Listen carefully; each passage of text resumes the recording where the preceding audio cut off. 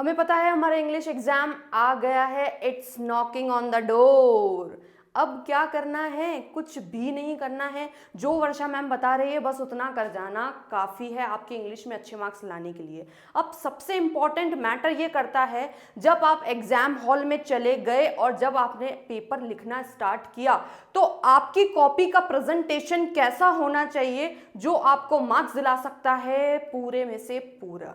बच्चों मेरी वीडियो पूरी एंड तक देखना। और एक इंपॉर्टेंट चीज मैं आपको बोलने वाली हूं कि इसके बाद एक वीडियो और आने वाली है, वो रहेगी आपके लिए टॉप मोस्ट इंपॉर्टेंट, उसको देखना बिल्कुल मत भूलना। और एक लाइन सुनिए ना, कर भला तो हो भला। अपने जितने भी फ्रेंड्स हैं उनको सबको शेयर कर देना, क्योंकि आप किसी का भला करोगे तो आपका भी ऊपर वाला भला ही करेगा। और इंग्लिश के बाद एक चीज और ध्यान रखना, इंग्लिश के बाद आपका साइंस का एग्जाम आने वाला है, उसके बाद सोशल का। तो एचडी क्लासेस पे आपको सारे सब्जेक्ट्स का डिटेल में पढ़ाया जाएगा, सारी चीजें इंपॉर्टेंट एग्जाम से रिलेटेड पढ़ाई जाएगी। इंग्लिश के बाद वो सारे वीडियोस भी जरूर जरूर देखना। चलिए शुरू करते हैं इंपॉर्टेंट प्रेजेंटेशन टिप्स पे। Tip number 1, utilise your 15 minutes reading time. आपको 15 मिनट दिए जाएंगे, उस 15 मिनट को आपको कैसे यूटिलाइज करना है वो मैं आपको बताती हूँ। जब आपके पास आपका क्वेश्चन पेपर आएगा तो उसमें सेक्शन है ए, बी और सी।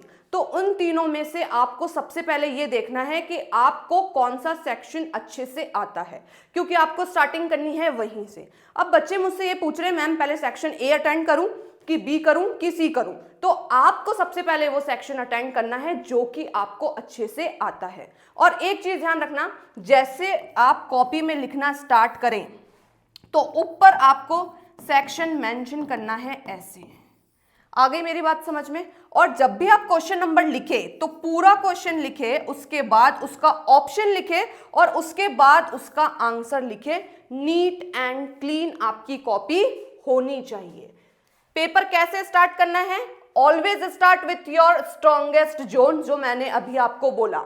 अगर आपको पता है कि आपको सेक्शन बी अच्छे से आना है, अगर आपको लग रहा है कि सेक्शन बी की जितनी भी ग्रामर है मुझे अच्छे से आती है, मैम ने सब पढ़ाया था, मैंने सब पढ़ लिया था, मुझे अच्छे से आता है, सारे ऑप्शंस आते हैं, तो आप पहले सेक्शन बी करना।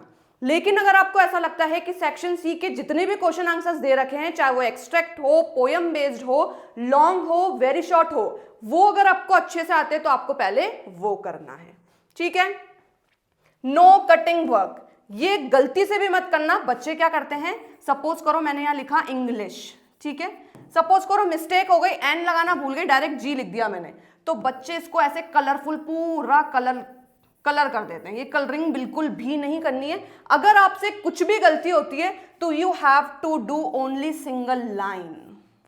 अगर कुछ भी कटिंग हुई है तो आपको सिर्फ एक सिंगल लाइन करनी है, ऐसे कलरिंग नहीं करना है। ये आपकी कॉपी पे बहुत गंदा इंपैक्ट डालते हैं।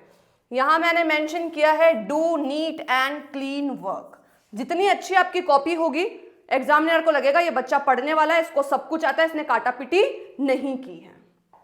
नेक्स्ट चलते हैं टिप नंबर 3 पे, underline the key points and important points with pencil. अब बच्चों का मेरे पास कमेंट आया, क्या मैम हम ब्लैक पेन यूज कर सकते हैं क्या? तो मैं बता दूं, मेरे अकॉर्डिंग बेटा आप ब्लैक पेन यूज ना ही करें तो ज्यादा बेटर है। Take pencil in your hand. आपको जहां जहां लग रहा है कि मैंने इसके अंदर पोएट का नेम लिखा है, यहां पर ये कैरेक्टर मैंने इसका डिफाइन किया है कि वो ऐसे था, तो आप वहां उसको डबल अंडरलाइन कर दीजिए या फिर इस तरह की लाइन ड्रॉ कर दीजिए। उससे आपकी कॉपी पे अच्छा इंपैक्ट पड़ेगा। ठीक है? Next tip number 4, if you can't remember your answer leave space for that. Suppose करो आप अपना आंसर लिखने बैठे, आपने एरर करेक्शन का क्वेश्चन करा, ठीक है? एक चीज और ध्यान रखना, जब भी आप एरर करेक्शन वाला क्वेश्चन करें, एरर करेक्शन के क्वेश्चन अगर नहीं आ रहे हैं अभी भी तो जाकर के देख लो बेटा, मैंने अच्छे इंपॉर्टेंट क्वेश्चन डाल रखे हैं। आपको एरर करेक्शन का क्वेश्चन ऐसे सॉल्व करना है, ब्लॉक बना करके, वहां आपको एरर भी लिखना है और उसका करेक्शन भी लिखना है। आ गई बात समझ में? एरर करेक्शन का क्वेश्चन कैसे करना है?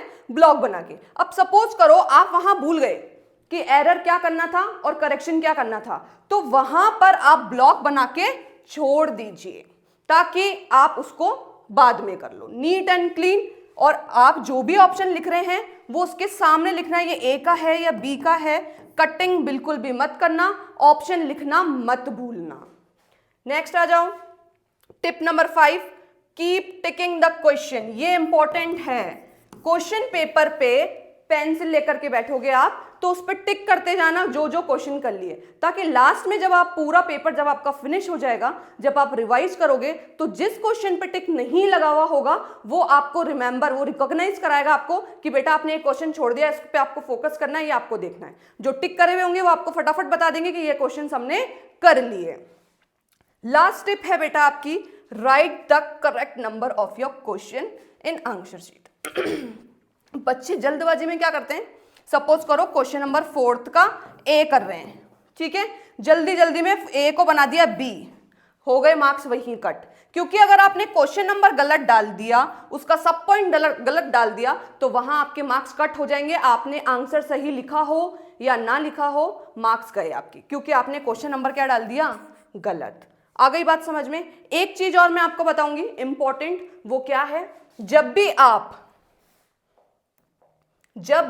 आप राइटिंग सेक्शन बी, कौन सा है, ग्रामर वाला सेक्शन बी जब आप करोगे, राइटिंग एंड ग्रामर वाला, तो उसमें एक चीज ध्यान रखना, लेटर का जो फॉर्मेट होगा वो कहां से स्टार्ट होगा, लेफ्ट हैंड साइड से, और इसमें आपको लाइन के पास से सब कुछ लिखना है। लेटर टू एडिटर, लेटर कैसे लिखना है उसका भी मैंने आपको वीडियो शेयर कर रखा है, उस पर जाकर के आप देख सकते हैं। सारी चीजें आपकी कहां से स्टार्ट होगी, लेफ्ट हैंड साइड से। आ गई बात समझ में। और उसकी ट्रिक भी मैंने आपको बताई है, एक एक लाइन छोड़ के आपको लिखना है, सब्जेक्ट आपका आई कैचिंग होना चाहिए, ठीक है, समझ में आ गया इतना। ये सारी चीजें इंपॉर्टेंट मैटर करती है। एनालिटिकल पैराग्राफ का भी इंपॉर्टेंट मैंने आपको दिया है वीडियो, उसमें जाके देख लेना स्टार्टिंग एंडिंग कैसे करनी है। बच्चे मुझसे ये क्वेश्चन पूछ रहे हैं कि एनालिटिकल पैराग्राफ को मैम क्या हम पैराग्राफ में लिख सकते हैं डिवाइड करके 3 पैराग्राफ्स में? तो बेटा जरूरी नहीं है, आप पूरा स्टार्टिंग से एंडिंग तक भी लिख सकते हैं। बस ध्यान रखना स्टार्टिंग में जो आप लाइंस लिख रहे हो वो इंट्रोडक्शन के ऊपर होनी चाहिए, उसके बाद क्या पूछा है वो उसकी बॉडी होनी चाहिए, और लास्ट में जो भी टॉपिक दे रखा है उसका आपने क्या कंक्लूजन निकाला है वो होना चाहिए। आ गई बात समझ में। ये हो गई सेक्शन बी की। अब सेक्शन सी पे चलते हैं। सेक्शन सी में आपको क्या करना है सॉरी, सेक्शन सी में आपको क्या करना है, लिटरेचर पार्ट। अब बच्चे पूछ रहे हैं लॉन्ग आंसर्स को कैसे करना है। वर्ड लिमिट्स पे ध्यान रखना, जितना क्वेश्चन आपको बोला गया है, क्वेश्चन में वर्ड लिमिट बोली गई है उसी पे फोकस करना। 200 से 250 बोली है तो 300 से 400 मत कर देना उसको, उसके कोई आपको एक्स्ट्रा मार्क्स नहीं मिलेंगे, क्योंकि एग्जाम टाइम में आपको टाइम मैनेज करना आना चाहिए। अगर आपने लास्ट के क्वेश्चन छोड़ दिए 6 मार्क्स के, क्योंकि आप तो कर रहे थे अनसीन पैसेज, तो वहीं आपके मार्क्स हो जाएंगे कट, ठीक है। एक स्ट्रैटेजी को दिमाग में बिठा लो, क्या, डू और डाई।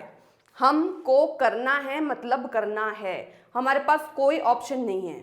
आ गई बात समझ में। अब इसके बाद मैं लास्ट एक इतनी सी चीज यही बोलूंगी, इसके बाद वाली जो वीडियो आने वाली है वो आप सभी के लिए बहुत ज्यादा इंपॉर्टेंट रहने वाली है।